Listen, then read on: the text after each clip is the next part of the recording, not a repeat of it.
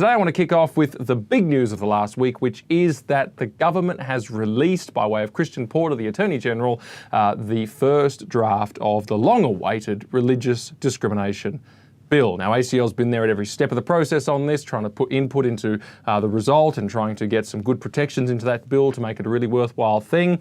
We've been speaking with the drafters of the bill, with the Attorney General's office, and so on and so on. Finally, it's here. A first draft, which the Attorney General is inviting further comment on. And one of the things you might have noticed if you've been following this is that there's been somewhat divided opinion. Some people are in favour, some people are against. I think there's a reason for that divided opinion. And it is essentially this. The bill has some pretty incredible headline offerings. When you simply go through a shopping list of what the bill purports to give us, you think, wow, that's really, really good. But you know what, and no pun intended, given this is a religious discrimination bill, but the devil is in the detail. And we say that and we mean it, because when you look at the headline offering, which looks so great, and then you look at the detail of what the section actually says, you go, oh, it's like the bill gives, and then through the details and the exceptions that are provided, it takes away so many times. Let me give you some examples. I'll go through firstly these great headline offerings, which are going to look fantastic. 5 of them. The first one is this. Well, the bill obviously establishes that we can't be discriminated against because of religion in a range of areas: accommodation, employment, professional accreditation, that kind of thing. That's the first thing. Great. Secondly, religious bodies, which doesn't just include churches, but the bill specifically says it includes faith-based charities and it includes faith-based educational institutions. Great. But religious bodies can act in accordance with their beliefs. They're free to do that. To do so is not discrimination. So you can think, for example, a faith-based school teaching the Bible, or having policies that uphold their beliefs about gender, so bathrooms and things like that. Or perhaps an educational institution or another entity that wants to hire people who share their faith. Good, it all looks great, excellent. Thirdly, employers cannot act against an employee because they have made what's called a statement of belief. So they've gone out there in their private life or said something and made a statement of belief. Well, the employee can't act against them. You think, well, that protects Israel Folau, surely. Well, looks like it, doesn't it? Looks great. Fourthly, Section 17 of the Tasmanian Anti-Discrimination Act, which is the section, if you remember, that says that you can't do or say anything that might offend somebody. And so Archbishop Julian Porteous and others have been caught by this. So Julian Porteous put out a pastoral letter on the church's beliefs about marriage. It's a very gentle sort of a thing, but someone said, hey, guess what? I'm offended. Took him to the Anti-Discrimination Commission. This sort of thing's been going on down there a lot. Well, this act actually specifically names that section, and it says, do you know what? A statement of belief cannot be in contravention of that section. So you think, wow, it looks like it protects Julian Porteous. It looks like it protects others like Campbell Markham who have been caught by that. Looks good. And fifthly, the fifth major one I'll point out is there is actually a section in there that relates to health practitioners. And it says there that if they conscientiously object to providing a medical service, well, they're protected. So you think of a doctor who doesn't want to refer for an abortion or provide an abortion or something like that. 5 things, 5 key things, among several that are there, but 5 key things that look good. Now let me do a little case study on how that when you get into the details, you find the problems. Firstly, I said that you can't be discriminated against on the basis of religion in a whole range of areas. But there's a question. What's actually protected? So if I or another person of faith was to apply for a job, or was to apply for accommodation, or was to be accredited by a law society or some other body that gives accreditations, what is the thing that they cannot discriminate against me on the basis of? And the Act actually puts it this way. It says lawful religious activity. Now, there's 2 issues with this. One is with lawful. It's a bit technical. I don't want to get into it. The thing that I'm concerned about is one not many people have actually mentioned, and it is that phrase religious activity. Now, you think about it. What do we want protection from? We actually want protection for engaging in activities that are consistent with our religion, not activities that are intrinsically religious. You think of a court answering that question. Is an Instagram post a religious activity? It's a social activity, it's a public activity, how many categories can you think of? But is it intrinsically religious? I think it's very much open to a court to say no, it's not, because courts already have distinguished, as we shall see, between religious and commercial activities, for example, as if your faith stops as soon as you open the cash register. Well, this is a very narrow protection. I can see that it would protect, going to church. It would protect singing praises to God in church, praying, things that are intrinsically, inherently, by their very core nature, religious. But what about those things that we do in public life that are consistent with our religious faith? Are they religious activities? The way court precedents have been going, maybe not. So actually, at the very core of the act, the thing which is defined as the religion that's protected, religious activity, well, I'm not sure that that's enough. I'm not sure that it cuts the mustard. So it fails there. Secondly, however, I mentioned that religious bodies are protected, including educational institutions, charities. They are allowed to engage in conduct that's consistent with their beliefs. But this section, it then says, yes, but not if that charity or whatever is primarily engaged in commercial activities. You go, well, hang on a second. So again, as I said before, the cash register opens and the faith stops, does it? What about a faith-based charity that's in the provision of childcare services at a heavily subsidised rate? Is that not commercial activity, charging fees for a service? Is there not any number of myriads of things that religious bodies do through healthcare provision and all sorts that may in fact involve charging of fees or selling of goods or some service, or even if they did that as a sideline to some other work that they were doing to try and raise money for it? At what point does commercial activity become a problem, and therefore that charity and that faith-based group, just because they're selling stuff, is no longer allowed to act consistent with their beliefs? That to me is a huge hole in the whole thing. Thirdly, I mentioned the Vilify clause that says, well, for a statement of belief, an employer cannot act against an employee.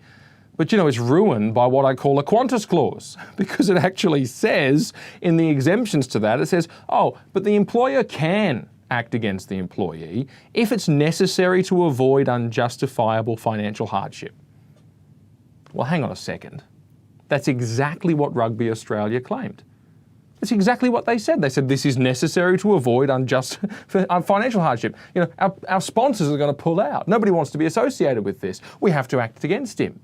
Not only that, but it enables sponsors in that conduct, because they know that if they put the pressure on, then there's an excuse structure for Rugby Australia to make the decision. Or indeed, it enables boycotts. It enables Twitter storms against companies that are associated with different people, or for people to call politicians to come out and put pressure on from the LGBT side of the spectrum and things like that. And straight away, companies can go, well, look, this is going to cause financial hardship. We're going to lose service. It's going to ruin our reputation, and so they can take action against somebody for a mere statement of belief, and that's fine. The Act enables the Vilify case. It doesn't prevent it at all.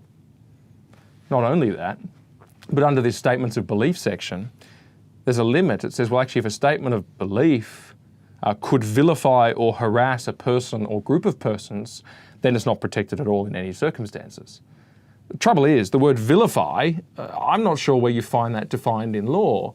I don't find the word vilify in any other legislation. I found it in the Act that existed temporarily to ensure a good environment for same-sex marriage debates, which was around for a few months during that debate. But that's fallen away now. It's no longer applicable. I haven't seen judicial consideration of this word in legislation. And these days, as we all know, people consider all sorts of things to be vilifying.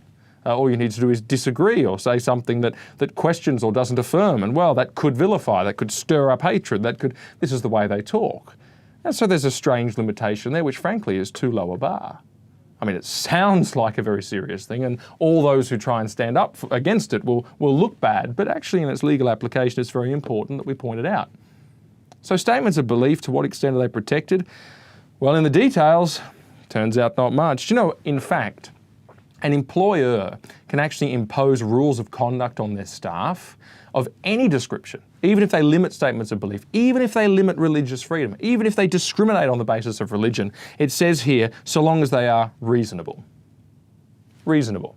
We've done a lot of cases, including workplaces, where employees have said, well, it's been necessary for us to fire that person, or necessary for us to put in a rule that says absolutely no mention of faith at work, etc., because we want our employees to feel safe. Now, is that reasonable? Probably, yeah. Could be. So what good is this? Potentially none. Or you go on to the Porteous clause that I mentioned, which is the one that targets that law in Tasmania and says, oh, well, a statement of belief doesn't breach that law. And so what it does is it says, well, you know, just because someone could be offended by you doesn't mean that it doesn't mean that you can't do it. You can do it. However, it just puts in that same old standard, vilify and harass. Again, we're not quite sure what that means. Again, it probably doesn't solve anything because of the uncertainty. Again, people can allege that and pursue an anti-discrimination complaint for the smallest of things. Or finally, I mentioned health practitioners, and I said, well, health practitioners, apparently, there's a section in there if they conscientiously object to providing a health service, but it very quickly goes into exemptions. And what does it say? Well, it says, you know, if it would adversely affect the health of the patient, well, they can't do that. Well, who knows when it's an abortion? Adversely affecting the health, it's not even health care. Also, it says, well, it doesn't override state laws. So there you go. You've got permission for Victoria to persist with its laws, Queensland to persist with its laws, New South Wales, if it gets its laws soon, persist with those. It's a toothless tiger. It does absolutely nothing. And also overall, there's nothing in this Act whatsoever that protects service providers if they want to conscientiously object to participating in same-sex weddings. And you remember that this whole process started a couple of years ago now when same-sex marriage was legislated. This is how we got here through a long process, and it seems like that's been completely forgotten. The bill gives and it takes away. It has great headline statements that look good, and in the details, it completely undermines what it claims to do. Now, I hope that this is not deceptive. I hope that it's merely drafting error. I think I'm being very generous in saying that. You get very skeptical in a job like this when you see the way politics works. But see, it looks that way. I trust it's not deceptive. It could even be in there, for example, to have people say, well, look, neither side's happy. The pro-same-sex marriage types are not happy, the LGBT communities are not that happy because they don't like religious freedom, and the Christians are not that happy because it doesn't go far enough. So it's probably a good act. It's not a good act because it gives and takes away. It's a whole lot of legal verbiage which achieves very little. I'd rather not have a whole lot of legal verbiage on the statute books for judges to wallow around in and do crazy things with. It needs to be clear, it needs to be clarified. Now, there's a consultation process which is opened up now, and that's where we're headed next. And we'll be there at the first round table. We'll be there speaking to the Attorney General later on as well. We trust that by highlighting these issues, the AG, the Attorney General, is on the side of freedom, and he does something about it. Let me say briefly though, some people say, well, why religious freedom? Why pursue it? I've dealt with this extensively in previous episodes, but I want to say something which I've noticed lately, and that is that so often what we actually call religious freedom could really be called freedom for the truth. Because it is overwhelmingly today the truth tellers that are getting into trouble. And you think of those lightning rod issues that create these discrimination cases, that create these legal cases against people of faith. Usually there's something in those cases about what they've said or done or what the institution believes around transgenderism, for example, gender issues, around sexuality, around life. So often you see people trying to suppress the pro-life side of things. But who in those cases is getting targeted? It is nearly always those who tell the truth about these issues. Those who say that God made male and female. Those who say that transgenderism is not all that the activists crack it up to be. Those who say that actually a child is a human being worthy of protection, it's a sacred life. That's who faces the music. And it's always weaponization of law against truth. I used to think at one stage in my political development that freedom was what we were fighting for. I'm not so sure. We use the language of freedom, but actually we live in a time when we are fighting for the truth. And we are fighting for the truth to be free. And the Apostle Paul says, pray for your governments. Why? Well, firstly, for religious freedom, that the godly life would be a life of peace. And secondly, because God desires all people everywhere to come to a knowledge of the truth. And insofar as the government passes laws or activists use laws to shut down avenues to a knowledge of the truth, Christian institutions not able to promote the truth, Christian individuals not able to speak the truth, and so on and so forth, insofar as that's going on in a society, it's a bad thing.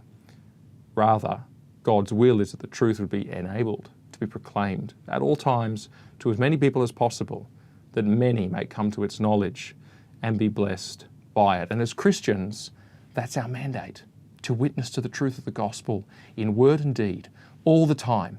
And so if you're a Christian and you're not interested in religious freedom, you need to be, because it goes to the very heart of what Christians are called to do in this world.